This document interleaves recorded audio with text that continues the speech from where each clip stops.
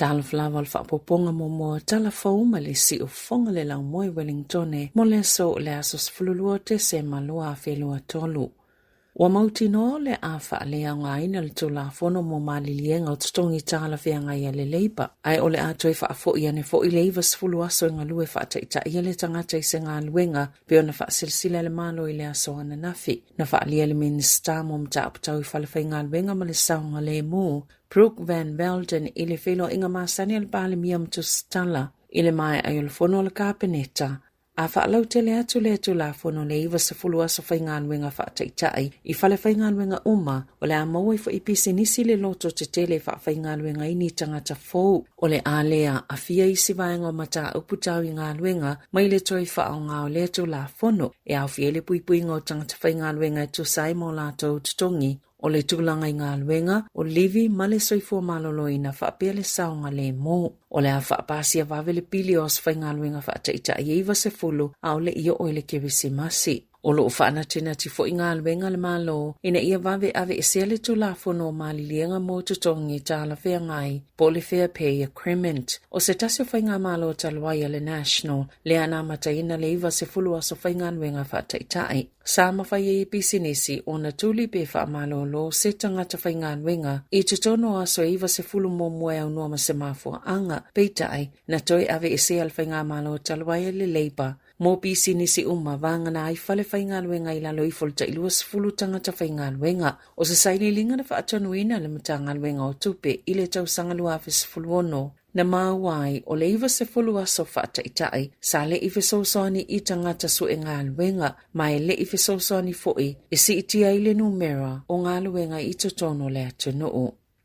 E se fulu tasi tau sanga le matu o se tamaititi na ofie le to valu lea na luka ina i leo ina uola tau tau mawhai e tatala ni taawale i Westgate i Aukilani peto sa ole lua le vavea o na nafi na va ai se vaenga i tupulanga o tau mawhai e tatala sa taawale a ole i toi sola ese mana tuli lua ele helikopa leo ma tau mawhai e tau file taawale mulimuliane na maue leo mai to olua ni tupulanga ta mai sful famal sfulu lima tau sanga le mātutua. E tūla ilfa amsinonga tupulanga talawo i waita kere i le vaya sonei o isi to ono e au fiele tamaititi sfultasi tau sangle matua le uatu uatu i le Youth Aid.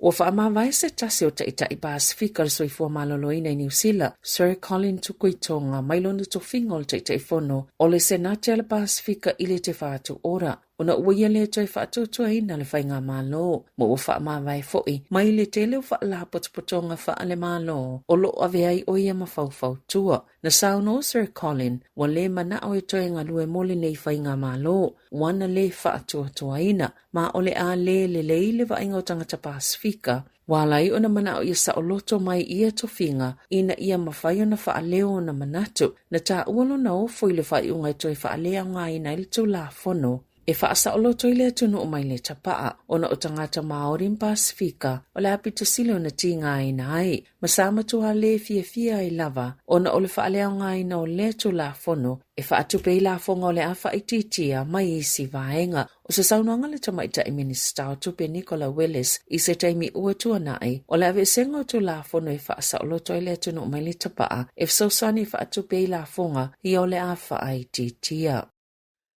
Sa whaalia le pālemia Christopher Luxon, o le atoe whaafoi pe whaawau o na tutongi le 5 tala mo le tau o vaila au mawhala au motonga fitinga, mo tangata ye Supercode Cards po Community Services Cards, e ui isi saili linga pito le tamai. O lo whaalia ai o le tootele o tangata New Zealand, e mana na oina ia tu maupea ona le ai se tau i tutongi mo vaila au, mawhala au motonga fitinga, isi saili linga Forward Talbot Tamilis o ta uai, o le 20% le tunu e langolango ina le ai o se tau i tutongi, ma uatangia mai ai o se tasio polisi pito silio na lawi loi le atunu na sauno Luxon, o tupe i o le awha sauina, e mawhaio na whaieni tonga fitinga fau se fuluma le tolu, mo le kānesa, e tele tupe olo i le tau singol soifua maloloina, mai mo umia le whaio ni fisoia inga whaapea, pe ona sauno le pālemia, e le ise winga e le te tau e ona tutongi e tangata e ngā whatia, ona whaatupe le 5 tala, o le tau o vaila au mafuala au motonga fitinga.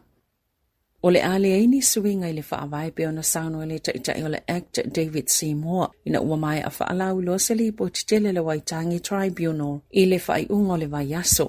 O le komisi loilo tu mau lea le malo e whaia whautuanga ini tangi tu ina atu e Māori e whaatatau le tu la fono polisi ma whaatinonga le malo o lo solia i folfolanga na whaia le whiangainga i Waitangi sa whaatatau le lipoti ini tu na solia ai le whiangainga ni mata upu mō ngā puhi e winga i ele i Northland. Ma whautua ina le komisi loilo le toi whaafoi i Māori o ele umalava e umia le malo i Northland. Whautua ina le whaia o se taui, o se whaatu e senga, whaata sema le whaia le malo ni whaatala noanga e whaatatau le toi whaangalua ingo tu la fono, mata i ala po o whainga whaavae. I whaatala noanga i se tasi o nanga whaasala lau le whaiunga le vaiaso, na Sāmoa i Sāmoa, na te tuu awano e nisi o whautuanga i le lipoti, mai eilo na talitonunga o le lipoti, o le amatua o ngā ama whaamawina i tala whaasolopito le atunu, o na ua whaasao i nai nisi o vaenga na sese i le taimi uatuana e Northland. Sāmoa i le lipoti, ele i o ele ngā pohi e tu ina atu le pule i le malo New Zealand, mai le i tu ina atu fo i se whaatanganga e pule ai pālangi ma Māori o lātou lava tangata. Na Sāmoa Sāmoa e manino lava ina o le tasi lava le whainga malo i New Zealand, a eilo na māsalonga, e ono mawhaio na ieni fetu na inga e wa aluai pule ngā mō nisi o ele i Northland, na whaalia al Balamia Christopher Luxon, i se taimi muli ane o le atangatanga i toto ale malo i le lipoti. E to se fululua ni tangata na lokaina, ina ua lātou whaaleanga ina se vaenga o se whaalau loanga le whiangainga i Waitangi, i le whale mata anga o le te papa i Wellington e peona whaalea i leo. Na tā ue se so upa le te papa, o se whaalau loanga na whaeloilenga ngana ingilisi o le te tiriti o Waitangi, na whaaleanga ina i se Spray Valley whaatasi ai, ma se mea whaingalwenga na whaonga iai i lea waulia na nafi, ina ua o ieni tangata tite e i le whonga whale whao le whale, e le ini si mea na whaaleanga ina o le whale mata anga, e luas fuluiva, limas fultolu, whahas fuluono, ma le limas fululua tausanga le mātutua o tangata, hia ua mōlia ona o ia ngāi o inga.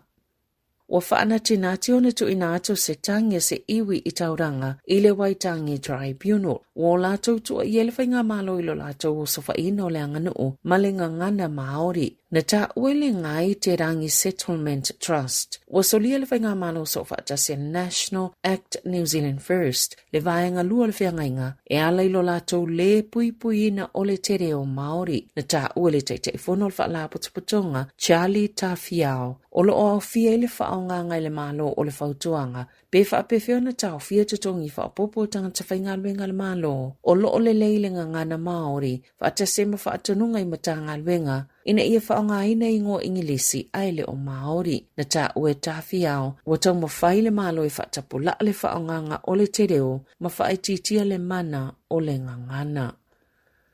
O lo ato o toa peona whaatuatua ina le Balamia Christopher Luxon lana kāpeneta. E ui luani pepa e pui malu i ele kāpeneta na sao fia beliki i tua i tutono aso e 5. O le asonga fua le vēsu talwai na maawai le News Hub se pepa le kāpeneta na tuuina na nā iai e whaatatau i fuafuanga le whainga malo so whaatasi. E toi sui ei malilienga mō tutongi Tala Fou na whaeloa i lea fuafuanga o le amatua a fia i tamaitai o tangata Māori Pasifika. Whaapea matupulanga Tala Fou masailo ai foi le tutuso finangalo le minsta mom ta abtau whalwhaingalwenga ma whautuanga mai sui o le ofisa. Ai ole aso whareili na whaeilo ai foi i se isi pepa na saofia i tua mai le ofisa o tupe sa whaataatia ese mo se teimi le tu mau le kāpeneta ni pepa o whaamatalanga ala o le malo o lo o tau whaeni whautuanga pito silo na Tala Fou ia matangalwenga mo lato minsta mal kāpeneta. E mawhai e malo na whaaui pe suia ni vaenga pe o malilienga mo tutongi Tala Fou. I se whaamatalanga al Balamia le town leilai lungo le AM show na ia tā wai e ato o toa pe alona tali tonuina o lana kāpeneta. O le mafua angale na uatula e mai eile embi malanga le mata upu mawhailo foi o le awhaia la lato lava suenga i le pepa lea na liki mua.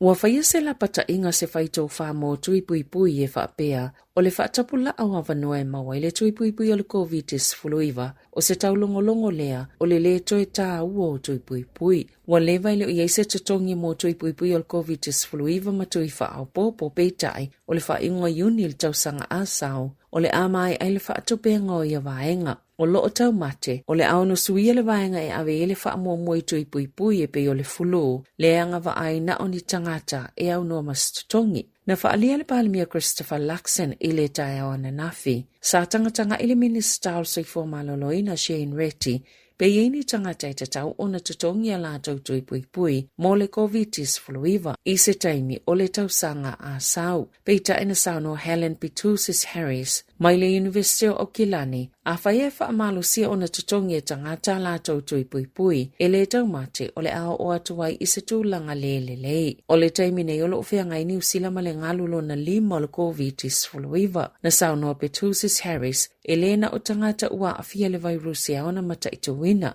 e o lo mamafa le avenga mo tangata, e wha umi na maua le COVID po le long COVID, e au foi ona va ai i ai. Ita alonga, wa tawalunga manuia le tausanga mauliria kou ina ua manu malo le taamilusanga tāpolo o au fefiloi po au atama mateni Florida, na au kou maleli Australia Jason Day, ma manu malo le taamilusanga na tawai ma Brooke Henderson ma Corey Connors o Kanata, e tasil miliona tala Amerika le manu malo, e se fuluono au sa tauwa i lea taamilusanga. Tala Fou ia ma le siufonga le laumua mo le nei vaenga o le tae au.